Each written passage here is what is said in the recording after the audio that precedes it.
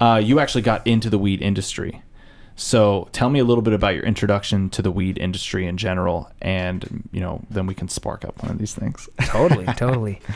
So I mentioned that group of friends that I ended up meeting really, really closely in Purdue, Lafayette area. Mm-hmm. And one of our buddies, Drew, ended up moving to California after spending 3 years at Purdue. Mm-hmm. And he got a business degree and stuff like that, so he took off, and we were all like, yo, that's awesome, and he would contact us here and there being like, yo, we got these harvests coming on, California's rules are this, and he had the accessibility to whatever he wanted because California was kind of like still on the chains of like legalization. So he was before the legalization. So it was like, yo, man, you're really paving the way. Like, you're living the dream. What can I do to do that? And he's like, honestly, you just got to like find the right type of people, connect with them and see where it takes you, because there's no like resume builder that you can be like, oh, I grew this or I did that, so he was kind of my go-to person when it was like, hey, can I come visit you and you tell me what's going on? Like, I want to learn as much as I could from you. Mm-hmm. So he moved out there, and when he was out there, he ended up helping us out with a friend that had some seeds. So he was like, yo, just hit that guy up. We got some seeds and we started growing. My buddy ended up growing a really shitty batch, and it was like really spacey, stuff like that. And he's like, it's too much time, too much money. I don't want to, put my house on the hot spot. Because like, everybody thinks when you grow, it's like your speedometer thing or, your the energy. Your energy bill just like just spirals out of control. Yeah. It really doesn't. It's kind of like the same as like a PS2. Mm-hmm. Like if you leave a PS2 on all night, that's about the same energy as one of those lights take. Sure. So he gave me all of his equipment and was like, dude, I'm done with it. You can have it all. And I was Damn, like, he just gave it to you? Yeah, That's he was awesome. one of my buddies. So yeah, that's awesome. Well, that's an easy startup then.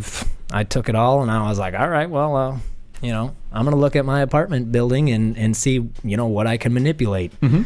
And I lived on the bottom floor, so I just cleared out my closet, ended up just starting what I could. And I had a couple of plants, probably like 5-6 plants, and they were really small. Mm-hmm. And they ended up probably giving me like a fucking eighth each. Okay. So it's really depressing. Like, you go through pretty like low yield. 3.5 months of doing all this shit, and I wasn't learning anything. I was just doing it. Mm-hmm.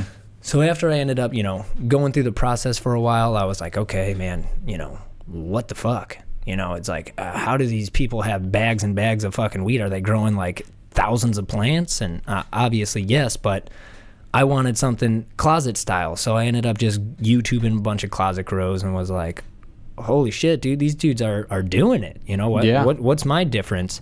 And I just kept flipping the lights too fast. Like, I was just like water for a couple of weeks, and then I changed the light spectrum to like make it fall harvest. And man, they were just so tiny. They were just like solo cup size. You weren't really giving it a chance to kind of mature and grow. You were trying to speed because you wanted the bud. You're like, I want to speed through the process. I didn't know shit.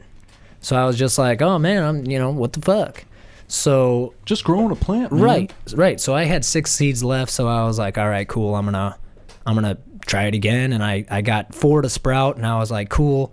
And then I ended up doing my research the whole time, and I watched all these grow journals and pretty much watched all these people success, fails, different lighting, really just using CFL light bulbs versus 400 watt lights, and going through like 1,000 watt lights and seeing the complete difference.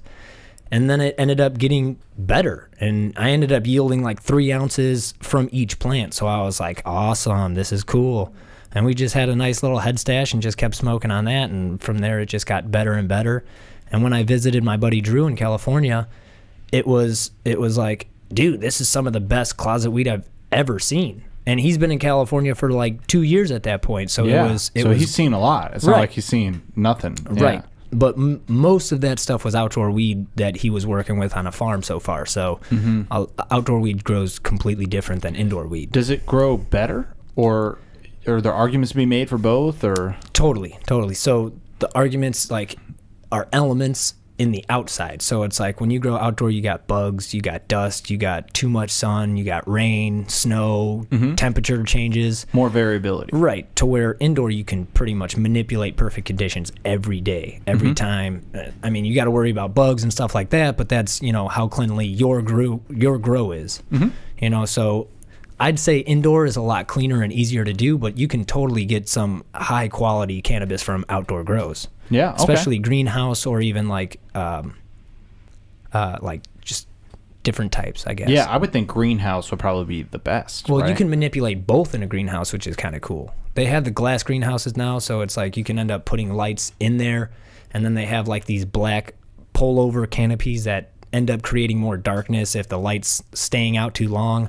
They can end up manipulating the dark cycle, so it's like, you know, they can do so much with a greenhouse, the same as like an indoor grow. So okay, and then how much time of like light versus darkness do you need with the plant? Like, are there cycles that it goes through? And like, okay, there's, you know, so there's a vegetative stage and then there's a flowering stage.